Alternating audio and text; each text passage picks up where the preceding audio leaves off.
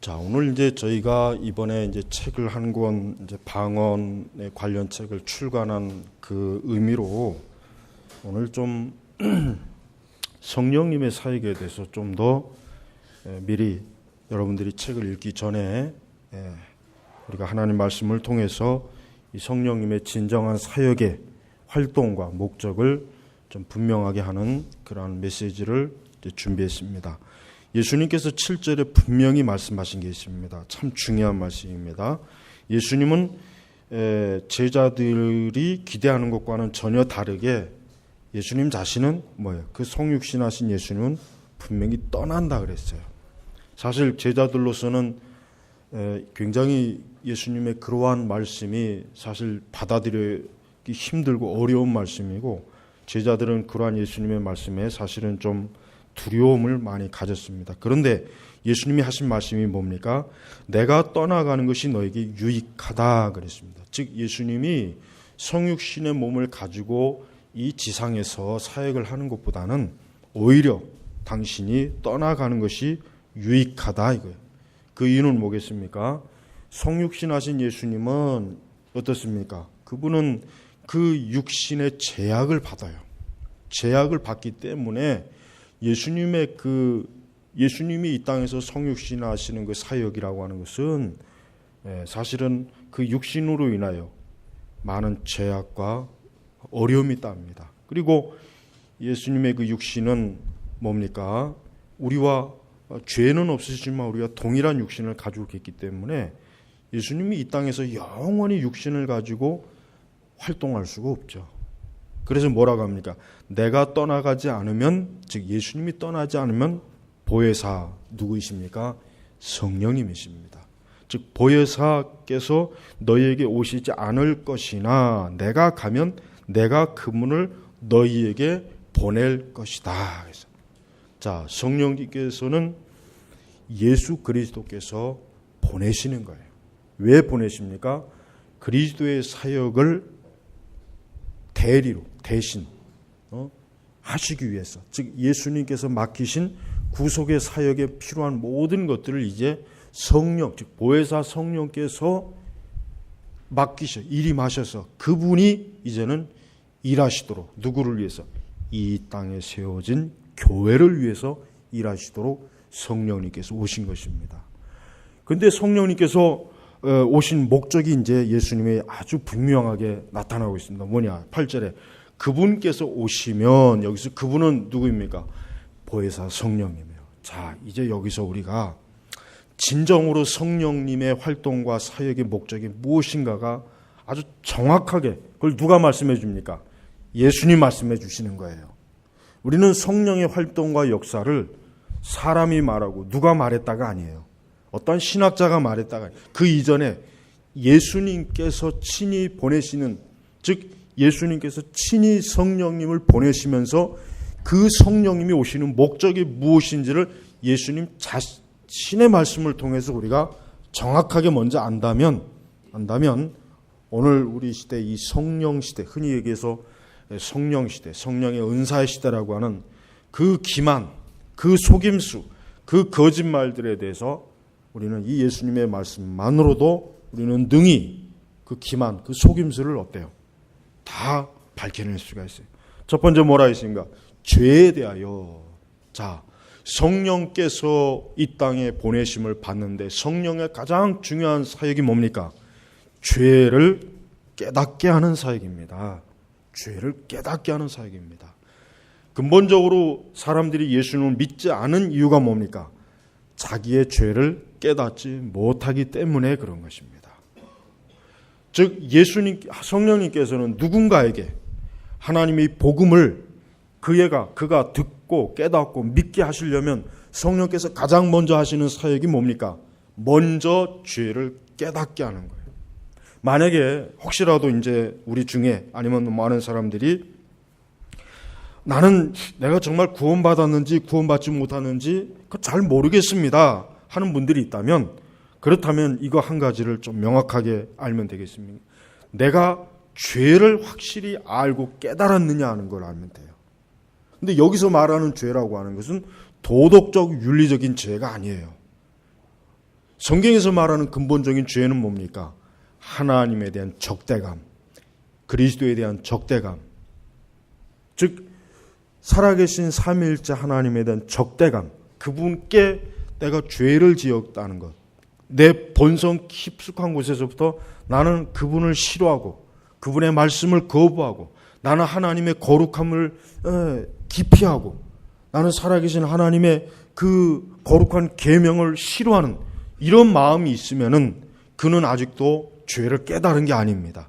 성령께서 죄를 깨닫게 하시면, 한 사람이 죄를 깨닫게 하면 어떻게 합니까? 이제는 자기 자신이, 마치 이사야가 뭐라 했습니까? 자기를 부정하다 그랬어요. 그러니까 진정으로 죄를 깨닫는 그 순간에 인간은 그동안 자기 자신은 뭐 약간의 그저 문제가 있고 그저 약간의 좀 나는 불완전함, 그 정도까지가 아니라 뭡니까? 깊이 자기 존재 전체가 죄인이라고 하는 것을 깊이 깨달아요. 근데 그 죄는 도덕이나 윤리적인 죄가 아니에요. 그때부터 이제 이 죄라고 하는 것이 뭐예요? 바르게 알아져요. 대부분의 사람들의 죄라의 관념은 뭡니까? 도덕이나 윤리적 관점이에요. 여러분이 세상 사람들에 가서 넌 죄인이야 그러면 그 사람들은 그 말을 어떻게 밉니까? 마치 그 말이 뭡니까? 너는 도덕적으로 윤리적으로 나쁜 사람이야 라고 그렇게 들리지, 그 사람들이 너는 하나님께, 마치 다윗이 뭐라 그랬어요? 내가 주께만 범죄하였고라고 했잖아요. 그러니까 다윗은 단순히 자기가 간음죄를 저질렀다는 것보다 더 큰 게 뭡니까? 하나님의 거룩하심을 범하였다는 거예요. 즉 하나님의 그 거룩함을 나는 무시하고 멸시한 죄를 지었다는 것을 다윗이 지금 고백한 것이, 다윗이 지금 도덕적인 윤리적인 죄를 고백한 게 아닙니다. 그러니 믿지 않는 불신자들에게 죄를 깨달으라고 해도 그들이 그것을 잘 이해할 수 없는 근본적인 이유가 뭐냐면, 그들은 그 죄라고 하는 개념 자체를 영적으로 이해를 못하고 뭡니까? 육신적으로요. 뭐예요? 내가 도둑질을 하거나 살인을 범하거나 내가 악한 어떤 그 관념으로 받아들이기 때문에 사실은 죄를 회개하라 한다고 해도 그게 이해가 안 되는 것입니다. 자, 그런데 성령께서는 지금 뭐냐면 죄에 대하여, 즉 성령께서 오시면 각 사람에게 죄를 깨닫게 하시는 사역을 성령께서 하시는 거예요. 즉 하나님의 택자에게 하나님의 성령이 임하시면 성령께서는 그와 하여금 제일 먼저 뭡니까? 그 자신이 부정하다는 생각을 갖는 거예요. 나는 더럽구나. 나는 지저분하구나. 누구에게? 거룩하신 하나님에게 나는 부정한 사람이구나라는 걸 알게 하시는 겁니다. 그러나 성령께서 깨닫기 이전에는 전혀 알지 못했던 거예요. 전혀 그는 그런 식으로 죄를 이해한 적이 한 번도 없었고 그런 거를 알고 싶어 하지도 않았어요. 그래서 그는 자기 죄를 회개하고 그 죄를 그리스도의 피로 씻어야만 한다는 사실을 깊이 그는 어때요? 각성하는 것입니다. 그게 바로 각성이에요. 바로 그 시점이 각성하는 거예요. 그 각성은 뭡니까? 자기 존재 자체가 하나님의 심판을 받아 마땅하고 지옥에 가야 할 마땅한 죄인이고, 자기 자신은 처음부터 끝까지 머리끝부터 발끝까지 뭡니까? 죄덩어리라는 것을 깊이 인식하는 거예요. 혹 그 사람이 평생을 그동안 살아오면서 남에게 해를 주지 않고 도적질 한번 하지 않고 어떤 도덕적 윤리적 죄를 짓지 않았다 할지라도 성령께서 죄를 각성케 할 때 어떻게 합니까? 그 자신이 본질적으로 내적으로 자기 자신이 죄인이라고 하는 것을 깊이 각성하는 거예요. 우리가 이제 교회사 역사를 보면은 부흥의 역사라고 하는 게 있죠. 부흥의 역사. 우리 이제 멀리 갈 것도 없이 우리나라 그 1907년도에 평양 대부흥의 사건이 일어났을 때 그때 선교사들이 굉장히 놀랐습니다. 그때 선교사들이 왜 놀리냐면, 여러분 선교사들이 지금처럼 대충 이렇게 교회에 이렇게 교인으로 등록을 시키지 않아요. 그에게 교리 교육도 시키고 철저하게 그가 정말 예수님을 구주로 고백했는지 선교사들이 일정 기간 동안 관찰해요. 관찰합니다. 그래서 정말 저가 예수 그리스도를 믿었다고 하는 증거와 열매가 있을 때 그 사람을 비로소 교인으로 받아줍니다. 그 당시 선교사들은 굉장히 그 면에서 철저했어요. 그냥 지금처럼 그냥 두루뭉실하게 다 그저 오는 사람이 그저 교인이라고 여기질 않았단 말이에요. 근데 이 부흥의 각성이 일어났을 때 선교사들이 놀란 게 뭐냐면 자기가 하나님의 이름으로 세례를 주고 그가 분명히 예수 그리스도를 구주로 고백하고 죄를 회개한 사람인데 그 각성 기간에 성령의 각성 기간 동안 그 사람들이 자기에게 전혀 말하지 않았던 죄의 고백을 누가 시키지도 않았는데 하나님 앞에 기도하면서 그 죄를 그 자기가 지은 죄를 쏟아내는 거예요. 그때 선교사들이 깜짝 놀란 거예요. 왜 그러냐면 그와 같은 회개를 본 적이 없거든요. 본 적이 없는 거예요. 분명히 저 사람은 세례를 받고 예수 그리스도를 믿는다는 증거의 열매를 분명히 봐서 분명히 교인으로 가입을 시켰는데 저들은 자기의 죄를 정말 자기의 심장을 뜯어내는 것까지 각성하며 회개하는 거예요. 그때 선교사들이 놀란 거예요. 저 회개가 진짜 회개라는 걸 즉시로 아친 겁니다. 물론 이제 우리가 그런 특별한 하나님의 성령의 대각성 기간에 일어나는 어떤 지금 놀라운 기름 부음에 회개하고 일상적으로 회개하고는 좀 그 어떤 차이가 있긴 있어요. 그렇다고 해서 우리가 그렇다면 그런 대각성의 기간이 아닌 때 회개는 그럼 잘못된 회개냐 그렇게 말할 수는 없지만 그 당시에 실제 현장에서 그 과정을 보았던 선교사들에게는 무슨 생각이 들었냐면 참으로 성령께서 깊이 죄를 각성시킬 때 사람이 어느 정도까지 각성하는 걸 그들이 눈앞에서 똑똑히 본 거예요. 근데 이러한 현상은 에드워즈의 부흥회 때도 마찬가지예요. 휘필드의 부흥회 때도 마찬가지였습니다. 스폴천의 부흥회 때도 마찬가지고 웨일즈 부흥 때도 마찬가지였어요. 하나같이 공통적인 게 뭡니까? 비록 거듭나고 중생한 사람일지라도 성령의 특별한 그 각성 시대는 더 그 사람들이 어때요? 아주 가슴속 깊이 그 죄를 토해내는 거예요. 사실은 진정한 의미에서 죄의 회개와 고백은 사실은 그러한 모습이어야 됩니다. 혹 우리가 그 정도까지는 가지 않는다 할지라도 성령께서 죄를 깨닫게 하시는 것은 단순히 나는 죄인이다, 나는 나쁜 사람이구나 하는 차원이 아니라 진짜 자기 자신을 볼 때 부정하다. 그래서 여러분 계시록에 보면 천사가 6날개로 자기를 이렇게 가리는 장면이 나와요. 왜입니까? 천사라 할지라도 하나님의 영광 앞에 비추니까 그 천사라 할지라도 하나님의 그 거룩함 앞에 도저히 숨지 않을 수가 없으니까 천사가 6날개로 자기를 가리는 모습입니다. 바로 그것입니다. 여러분 우리가 이 성령의 진정한 사역과 역사의 가장 첫 번째는 뭡니까? 죄를 각성시키는 거예요. 그 자기의 죄 때문에 어느 정도까지 돼야 되겠습니까? 잠도 안 오고 먹을 음식에 대한 욕구도 사라지고 완전히 자기 죄에 대해서 아주 깊이 몰입하는 거예요. 그 죄를 그렇게 깨달아야만 사실은 뭡니까? 그 사람이 진정으로 예수 그리스도의 십자가의 구속에 얼마나 이것이 존귀한 것이고 영광스러운 줄 깨달아서 그런 사람이 완전히 새 사람이 되는 거예요. 여러분 지금 추석 때 보면은 과일이 어떤 거는 잘 익은 게 있고 어떤 건 설 익은 게 있잖아요. 만약에 그걸 비유로 든다면 진짜 성령의 깊은 각성은 뭡니까? 죄를 깨달은 사람은 완전히 그 과일이 익은 거예요. 그러나 아직 죄의 각성이 덜한 것은 그 사람은 죄를 하나님 편에서 그 정도만이라도 혹시 받아줄지는 모르겠지만 성령의 더 깊은 각성의 역사는 한참 미치지 못하는 것입니다. 그래서 사실은 우리들이 진정으로 성령에 충만한다면 방언이 터져나오는 게 아닙니다. 회개가 터져나야 됩니다. 사실은 회개입니다. 아니 설령 거듭나고 구원받은 사람일지라도 만약에 지금 우리에게 성령의 각성의 그 마치 부흥의 때처럼 그렇게 역사된다. 우리는 단 한 번도 해보지 못했던 회개가 나와요. 그게 바로 교회가 깊이 영적 대각성의 기간이 바로 그런 때였어요.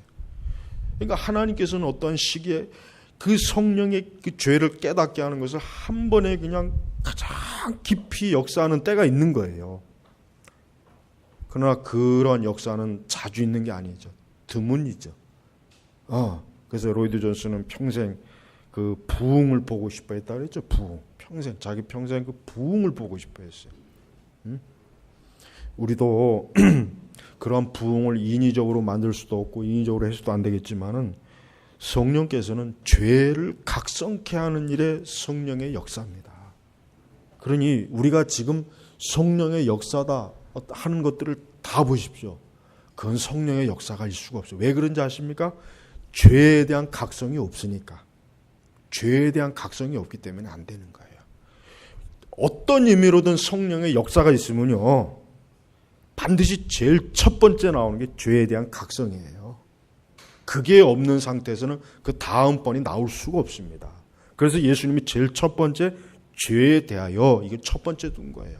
지금 많은 어떤 온갖 은사를 지금 많이 얘기하죠. 방언의 은사, 투시의 은사, 치유의 은사, 뭔 은사, 다 나오잖아요. 그래서 설령 그걸 인정한다고 치어도 그거 이전에 뭐가 나와야 되냐면 진정한 성령의 역사라면 죄에 대한 각성이 먼저 나오지 않으면 안 돼요. 그거 없는 상태에서 나는 무슨 은사 받아, 그거 다 거짓말입니다. 그거 거짓말이에요. 온전한 은사가 아니에요. 그래서 사실은 우리가 그 어떤 것보다도 우리 거듭난 성도랄지라도 우리가 성령의 그 깊은, 더 깊은 성령의 충만함, 더 깊은 성령의 내적 은혜 역사가 만약에 있다면은 우리에게서 가장 먼저 나오는 게 뭡니까? 돈을 많이 벌게 해주세요가 아니죠. 나를 축복해 주세요가 아니라 주여 나를 용서하소서입니다. 주여 나의 죄를 용서하소서. 이게 가장 먼저 나와요. 그러니까 진정한 의미에서 신앙이 바른 성도는 자기의 죄를 깊이 회개하고 깨달은 사람이에요. 이 사람이야말로 은혜 받은 사람이지, 죄에 대한 깊은 각성과 깨달음이 없는 사람은 그 사람은 은혜 받은 사람이 아닙니다. 그 사람이 아무리 다른 걸 잘한다 할지라도 죄에 대한 깊은 각성과 깨달음이 없으면 성령의 역사가 없다고 봐야 돼요. 그게 바른 거예요. 그렇다면 한번 생각해 보세요. 지금 많은 성령의 은사다, 성령의 역사다, 다 거짓말이에요. 실제로는 그 성령이 아니라 악령입니다. 마귀는, 악령은 죄를 깨닫게 하는 게 아닙니다. 오히려 죄를 더 깊이 짓게 하는 거예요. 마귀가 들리면, 귀신이 들리면요, 사람이 더 죄를 담대하게 지어요. 더 죄를 많이 짓게 만들고 더 악으로 빠지게 만들지 회개하게 만들지는 못해요. 그래서 여러분, 성령의 은사다, 성령의 역사다, 암만 많은 얘기를 해도 소용없어요. 죄에 대한 각성과 회개가 있느냐 없느냐, 이걸 첫 번째로 봐야 됩니다. 그래서 성령이 오시면 뭡니까? 성령께서 하시는 일은 죄에 대해서 깨닫게 한다 이거예요. 누구에게? 자기가 죄인인데도 죄인인 줄을 모르고 뻔뻔스럽게 살고 하나님을 경멸하고 말씀을 무시하고 거룩을 무시하고 하나님의 그 귀한 구원의 복음의 사역을 무시하고 그리스도를 무시하는 이와 같은 것들에 대해서 깨닫게 하는 거예요. 이게 죄라는 걸 알고 깨닫게 하는 것입니다. 그래서 한번 깊이 죄를 깨닫기 시작하면은 그 사람은 일체 아무것도 관심이 없어요. 먹는 것도 관심이 없습니다. 놀러 가는 것도 관심이 없습니다. 아무 관심, 오직 자기의 죄에 대한 해결책만 찾아요. 그러다가 그리스도를 만나는 거예요. 그게 바로 성령이 하시는 겁니다. 우리는 이러한 성령의 역사가 우리나라는 없어요. 그렇게 성령운동, 성령은사 많이 얘기했지만 실제로 교회가 이러한 성령의 각성의 역사는 없습니다. 없어요. 있질 않아요. 그러니까 결국 그것은 성령의 역사가 아니라 악령의 역사입니다. 방언을 하지 않으면 성령이 임하지 않았다는 그 거짓말장이들이 얼마나 사기를 친다는 걸 여러분이 아셔야 돼요. 진짜 그 사람의 성령의 기름 부음과 성령의 깊은 각성이 있으면 제일 먼저 터져나오는 건 방언이 아니에요. 회개입니다. 회개입니다. 회개. 그래서 선교사들이 그 당시에 우리나라 그 초기 평양 대부흥 때 그 죄를 회개하는 걸 듣고 깜짝 놀랐대요. 깜짝. 사람이 지을 수 있는 모든 죄들을 다 지었다는 거예요. 그때서야 그들이 비로소 진정으로 성령으로 회개하고 깨닫고 어떻게 보면 새 사람이 된 거예요. 그런 의미에서 여러분 우리도 항상 어떻게 보면은 이 죄에 대한 각성을 우리가 지금 하는 것보다 100배, 1000배, 10,000배 더 우리가 각성케 해달라고 기도해야 돼요. 사실 그게 제일 중요한 기도인 것 같습니다. 두 번째는 뭡니까? 의에 대하여 라고 하는 것은 내가 아버지께 감으로 너희가 더 이상 나를 보지 못하기 때문이다. 자, 의. 자, 여기서 말하는 의에 대해서는 뭐예요? 이 정확한 의미를 오늘 이 말씀 구절에 대해서 많은 그 성경 주석이나 설교들이 많이 떠돌아다니지만 제가 가장 정확한 걸 지금 얘기하는 것입니다. 자, 의에 대하여. 자, 의라고 하는 것은 뭡니까? 이 의를 누가 이루셨습니까? 예수님이 이루셨어요. 즉 예수님께서는 당신 자신이 십자가에서 죽으심으로 의를 이루어요. 의를 이룹니다. 의를 이룹니다. 하나님께서는 그 예수 그리스도의 구속을 통해서 예수님의 의를 이루어 주셨기 때문에 이제는 그리스도를 믿는 자를 어떻게 합니까? 의롭다 여겨주는 거예요. 의롭다. 그러니까 의에 대하여라고 하는 것은 내가 아버지께 감으로 예수님이 부활 승천하셨잖아요. 왜 승천하셨습니까? 다 이루었다. 다 이루었다 그랬죠. 십자가에서 뭘 이루었다는 겁니까? 하나님의 의를 다 이루었다는 뜻이에요. 그 말은 다 이루었다는 거. 그러니까 예수님은 하나님이 요구하시는 의를 다 이루었기 때문에 이제는 하늘로 승천하죠. 이제는 그리스도를 믿는 자도 뭡니까? 예수님으로 인하여 그 의가 다 이루어진 것으로 하나님이 여겨주시는 거예요. 그게 뭐예요? 칭입니다. 그 칭이에요. 칭이에요. 그 예수 그리스도로 인하여 이 사람은 죄가 없는 것으로 하나님이 여겨주는 거예요. 여겨주는 거예요. 하나님이 그리스도께서 뭡니까? 마치 성막을 그 가죽으로 덮듯이 그리스도의 의로 우리 죄인을 확 덮어서 더 이상 우리에게서 부정하고 더럽고 불결한 게 없는 거예요. 뭐만 보입니까? 하나님의 눈에는 그리스도의 십자가의 의만 보이는 거예요. 그러니까 우리는 그리스도의 십자가 의 안에 우리가 있기 때문에 우리가 안전한 겁니다. 여기에 인간의 어떤 행위나 공로가 필요 없어요. 여기에는 어떤 인간의 노력이 필요한 게 아닙니다. 오직 뭡니까? 그리스도의 의에. 그래서 하나님께서는 더 이상 하나님께서 너희가 더 이상 나를 보지 못하기 때문이다. 예수님이 승천하시니까 우리는 더 이상 주님을 보지 못하지만 그러나 뭡니까? 예수님은 하나님의 요구하시는 의를 이루었습니다. 어떻게 이루었습니까? 예수님이 십자가의 죽으심으로 이루었습니다. 그리스도께서 십자가의 죽으심으로 이제는 그리스도께서 그 제물이 돼서 희생 제물이 되었기 때문에 더 이상 이룰 게 없어요. 구약시대에 제사할 때 보면은 수많은 양과 소와 이런 것들을 잡잖아요. 잡는단 말이에요. 그 잡으면 어떻게 되겠습니까? 그 피가 넘쳐나요. 성전에서부터 넘쳐납니다. 아주 철렁철렁. 수만 마리를 그걸 그냥 제사장들이 잡으니 피가 무릎까지 찰 정도겠죠. 그건 뭘 말하는 거예요? 장차 그리스도의 피로 그렇게 죄가 씻어지는 걸 미리 예표로 보여주는 것이란 말이에요. 그걸 누가 이룹니까? 예수님이 이루시는 거예요. 그러니까 이 성령께서는 뭡니까? 예수 그리스도의 그 의를 드러내시는 거예요. 그래서 성령의 진정한 역사는 뭡니까? 그리스도가 드러나는 것이에요. 그리스도가 드러나야 됩니다. 예수 그리스도가 드러나지 않는 것은 성령의 역사가 없어요. 그러니까 성령 아주 입만 열면 성령 떠드는 사람들이 실제로 뭡니까? 성령이 없는 겁니다. 진짜 그 사람이 성령의 역사가 있다면 그의 입에서는 그리스도만이 높이 들려지는 거예요. 왜? 그리스도의 의가 이미 완성되고 이루어졌기 때문에 성령께서는 이걸 알리는 거예요. 야, 이제는 예수 그리스도로 인하여 우리가 의로워질 수 있는 길이 열렸다. 너희가 그리스도를 찾아라. 그리스도에게 오라. 그리스도께서 너희를 위해 십자가에 죽으셨고 너를 위해서 모든 고난을 받으셨고 너의 죄를 그리스도의 피로 완전히 정결케 하셨다. 성령님은 이거를 알려고 이 땅에 오시는 것이지 방언을 터지게 하려고 오시는 게 아니에요. 그리고 방언은 필요가 없습니다. 엄밀히 얘기해서. 사도시대로 방언은 이제 당연히 끝났다는 게 그게 정확해요. 여러 가지로 모든 면을 봐서. 여러분이 오늘 이 집에 가시면은 책 꼭 보십시오. 이 방언은 성경에서 말하는 그 방언에서 얼마나 많은 사람들이 오해하고 있는가를 꼭 읽으시면 알아요. 진정한 성령의 역사는 뭐예요? 그리스도의 의를 널리 전하는 거예요. 어디까지요? 땅끝까지. 그러니까 진짜 성령의 역사가 있는 곳에는 예수 그리스도의 복음이 터지지, 복음이 들려지지 은사 받으라는 얘기가 터지지 않았습니다. 안 터져요.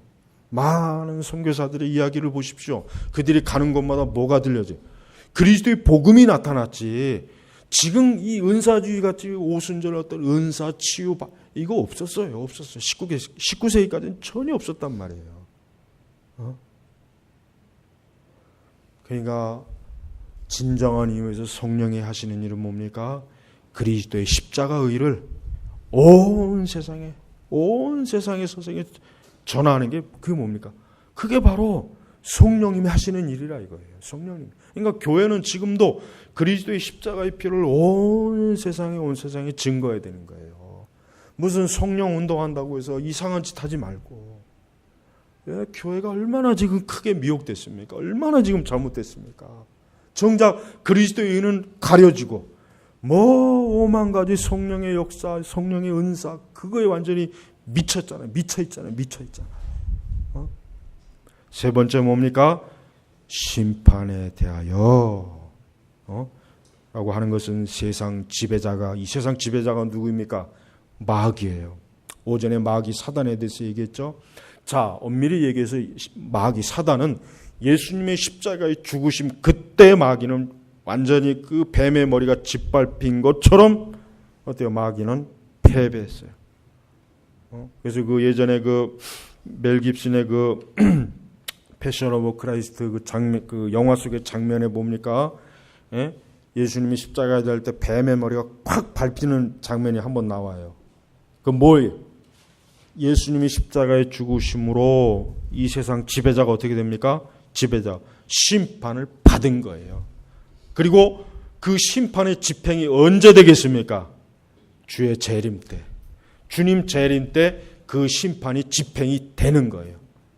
그러니까 우리는 어떤 분들이 이런 의문을 가. 아니 예수님이 십자가에서 죽으셔서 마귀를 멀으셨다는데 왜 지금도 이렇게 마귀의 역사가 많으냐라고 하는 분들이 있어요. 왜 그러냐면 하나님께서 그 마귀를 궁극적으로 지옥에 무저갱으로 넣는 그 심판의 집행을 잠깐 뭡니까? 잠깐 유예한 거예요. 잠깐. 그리고 마지막 주님이 오시는 그날에 뭡니까? 마귀의 그 예수님의 골고다에서 그 마귀에게 내렸던 멸망의 선고가 주님이 오시는 그날에 집행돼서 마귀는 그때 무저갱으로 그 사자들과 함께 어때요? 지옥으로 가는 것이란 말이에요. 그러니까 우리가 지금 이 마귀가 역사한다는 걸 어떻게 봐야 되냐면 사실 마귀는 이미 패배한 겁니다. 패배한 거예요. 마귀는 이미 패배했어요. 마귀는 지금 승리해서 저렇게 날뛰는 게 아니에요. 이미 패배한 거예요.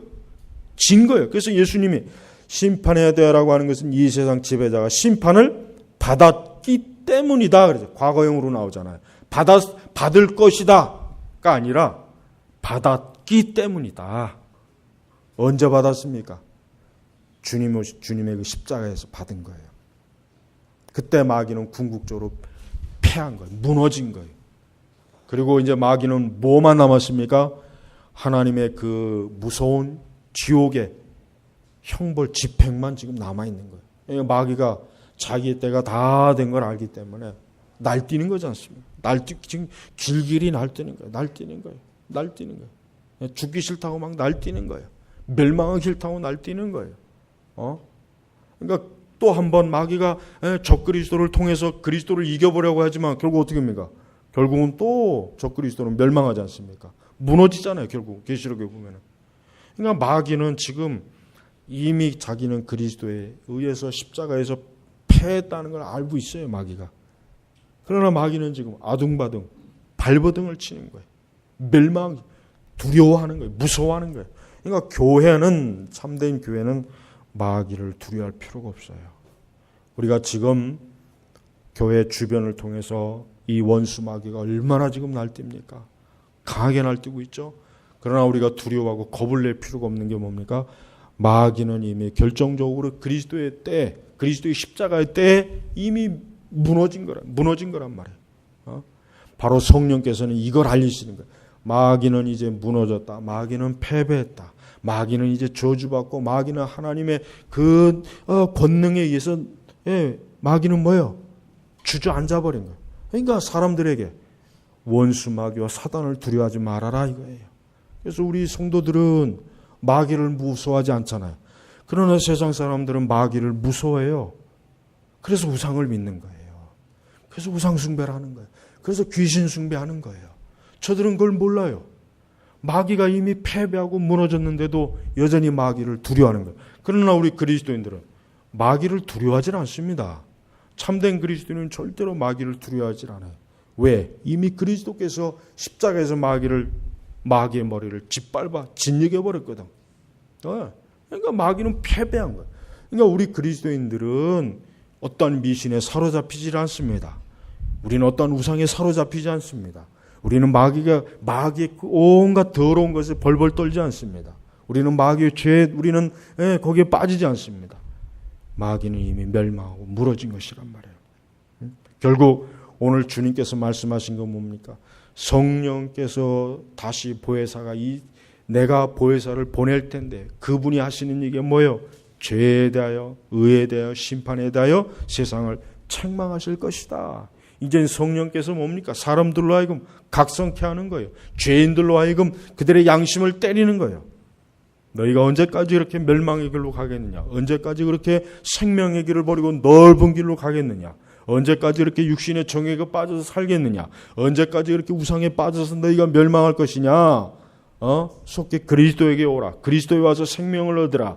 이게 성령의 사역입니다. 우린 이러한 성령의 고귀한 사역을 교회가 다 내팽개쳐버리고 방언운동에 미쳤고 은사운동에 미쳤고 신사도운동에 미쳤고 사실은 성령의 사역이 전혀 아닌 것을 성령의 사역이라고 둔갑한 거, 속인 거에 미쳐갖고 교회가 날뛰니까 이 모양 이 꼴이 되잖아요. 지금 교회 보십시오. 전 세계를 교회 보십시오. 교회 꼴이 어떻게 되나. 개판이 됐잖아요. 엉망이 됐잖아요. 무질서하잖아요.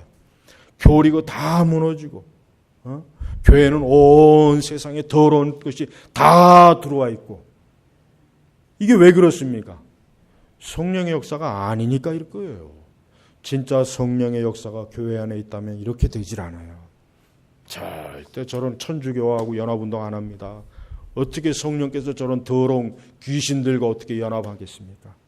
어떻게 마귀와 어떻게 성령이 하나가 되겠습니까? 될 수가 없죠. 우리 성도 여러분, 성령의 사역이 가장 중요한 것을 예수님이 친히 말씀해 주셨어요.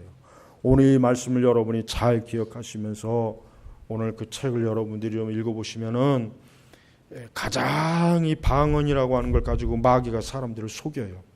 이 방언이 하여튼 마귀가 속이는 일의 최고의 하여튼 그 미끼가 돼요. 미끼. 이 미끼를 가지고 사람들을 거짓 악령의 운동으로 다 끌어들이고 있어요. 다 끌어들이고 있어요. 여러분 절대로 이러한 사단의 속임수, 사단의 기만, 사단의 거짓말에 넘어가지 말고 진정한 의미에서 성령의 사역이 무엇인가 오늘 이 들은 말씀을 통해서 참으로 예수 그리스도를 높이고 그리스도의 복음을 확신하고 그리스도의 십자가의 완전함을 의지하고 그리스도의 의 안에 내가 평안하게 거하기를 주의 이름으로 축복합니다. 하나님 아버지 감사합니다. 오늘 우리에게 주신 귀한 말씀에 감사합니다. 참으로 성령님을 기쁘시게 하고 참으로 성령님의 뜻을 바르게 알고 진정으로 성령이 충만한 신앙생활을 하고 성령이 충만한 교회가 되도록 저희 교회를 인도하여 주시옵소서. 이 세대가 사실은 성령이 아닌데 사실은 악령이요 마귀인데도 마치 그것이 성령의 역사요 성령의 활동인 것처럼 그 속임과 거짓말하는 그 사악한 무리들이 지금 교회 안팎으로 너무나 많이 있습니다. 그와 같은 거짓 어둠의 늪에 빠진 교회들을 건져주시고 속임을 당하고 있는 자들을 건져주시옵소서. 저희가 이번에 출간한 이 책을 통해서 제발 좀 더 많은 사람들이 참된 성령의 사역을 깨닫고 주님께로 바르게 성령 진정한 의미에서 성령 충만하고 성령 안에 거할 수 있도록 도와주시옵소서. 감사하며 우리 주 예수님의 이름으로 기도 올렸습니다. 아멘.